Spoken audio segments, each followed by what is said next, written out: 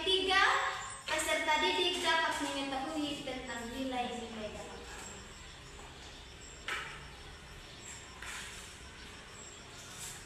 Nah, keluarga adalah fondasi utama dalam kehidupan manusia.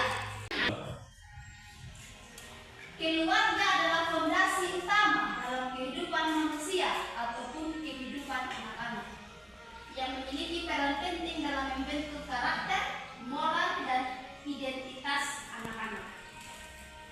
Melalui keluarga juga, anak-anak belajar tentang tanggung jawab, empati, dan bekerja sama, serta memperoleh pengalaman iman yang menjadi fondasi dalam menjalani kehidupan mereka sehari-hari dan beriman.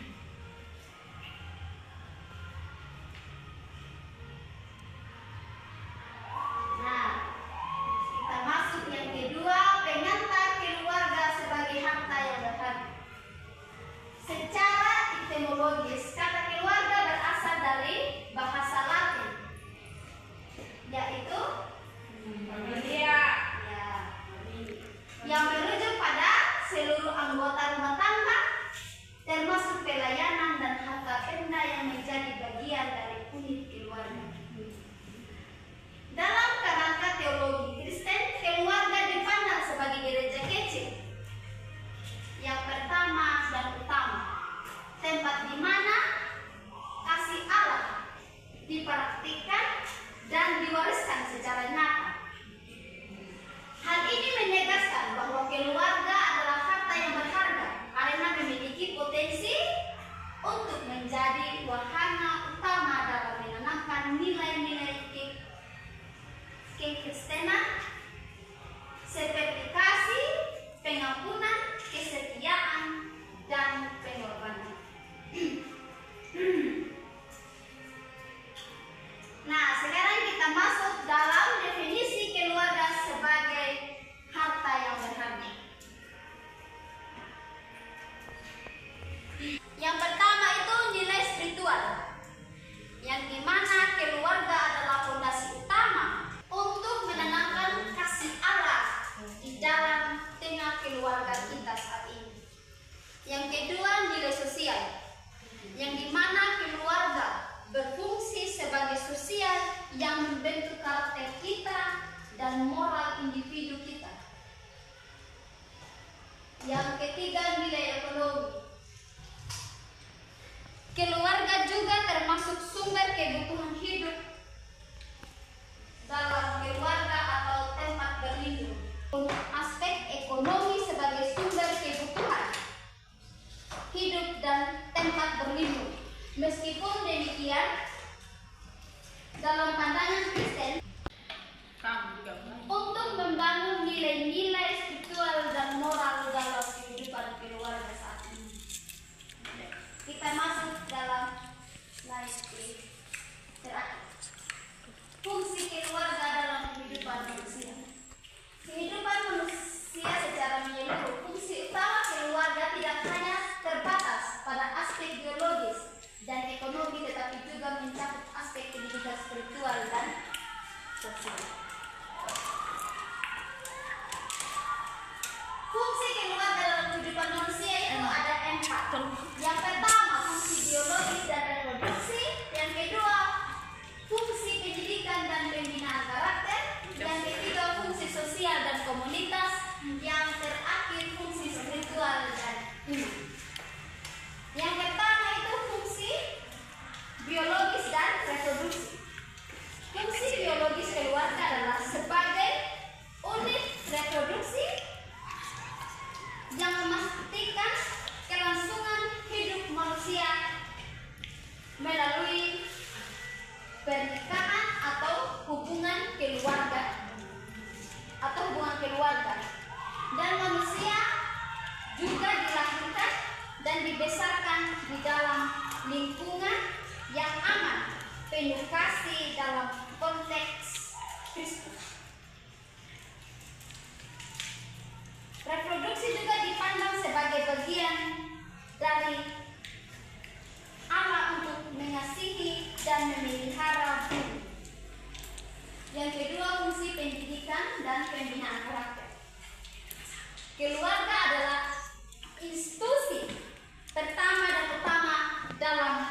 proses pendidikan moral dan spiritual anak-anak.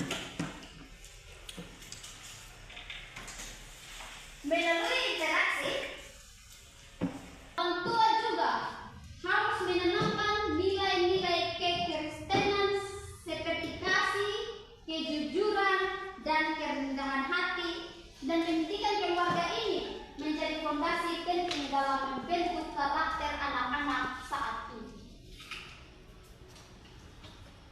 Yang ketiga, fungsi sosial dan komunitas. Fungsi sosial dan komunitas. Keluarga berfungsi sebagai unit sosial yang membangun solidaritas atau rasa kebersamaan dalam keluarga individu dapat belajar tentang tanggung jawab terhadap sesama atau pengampunan dan kerjasama yang baik. Fungsi spiritual dan iman. Fungsi spiritual dan iman dalam tradisi Kristen, keluarga adalah tempat pertama di mana iman diajarkan dan dipraktikkan keluarga yang menjadi gereja kecil dan yang menanamkan dan memelihara kasih Allah di tengah keluarga kita. Dan melalui doa bersama, saat tidur bersama dalam keluarga itu harus wajib dilakukan atau dilaksanakan. Kita masuk dalam diskusi saat ini. Ibu membagi dua kelompok saja ya, anak-anak. Baik, Bu. Kelompok 1, Kak Adel sampai di Kak Erlan. Kelompok 2, Orlina sampai di Kak Fajrita. Sekarang bagi kelompok kita.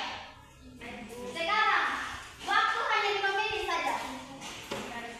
Dari sekarang, bukan dari makan saja, yang penting jangan mengganggu. Kelompok 1 kerja. Mengapa keluarga disebut sebagai harta yang paling berharga dalam kehidupan? Kelompok 1 yang di sini tadi Kakak Alfa. Ya. Kelompok 2 di Kakak Tika. Bagaimana kita menunjukkan rasa syukur atas kehadiran keluarga? Iya, Bu. Oke. Ya, jadi yang tenang ya. Harus kerjasama yang baik, tidak boleh Bersyukur terlalu yang pertama.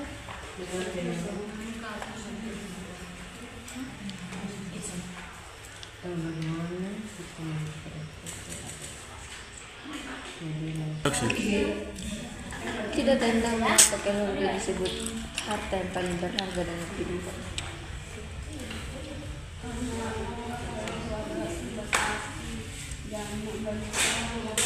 Lia sudah tuh? Sudah?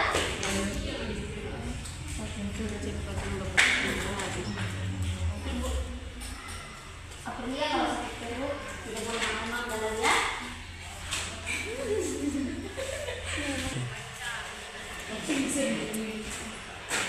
Sudah, Bu. Sudah siap. Belum, Ibu.